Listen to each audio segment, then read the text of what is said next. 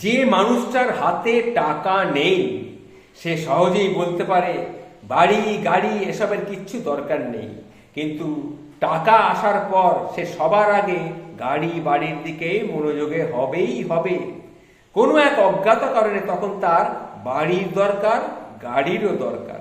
প্রায় সব ছেলেই বলে আমার সুন্দরী মেয়ের দরকার নেই, এমন একজনকে দরকার যে শুধু আমাকেই ভালোবাসবে।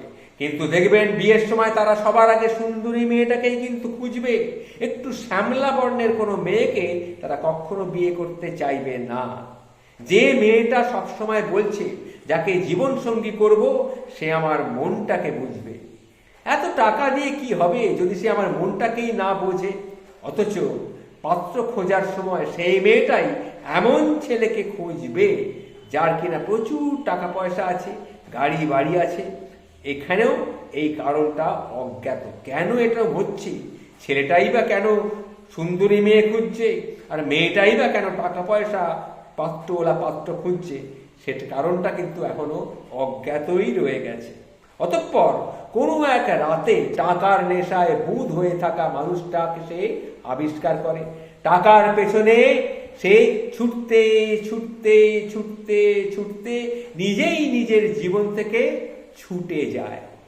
এই জীবনে টাকা আছে কিন্তু শান্তি নেই, দামি খাট আছে কিন্তু চোখে ঘুম নেই।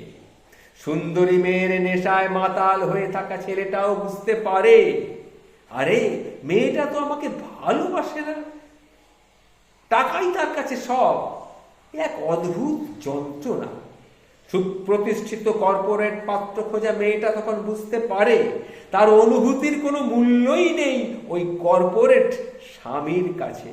অতঃপর দিনশেষে শান্তির নীল রচনার পরিবর্তে শূন্যতা নিয়েই কোনো রকমে জীবনটাকে অতিবাহিত করতে হয় আমাদের। এই দ্বিচারিতা যুক্ত দুমুখ মানুষগুলোর থেকে একটু সাবধান হন, এটাই আমার বলার বিষয়। নমস্কার।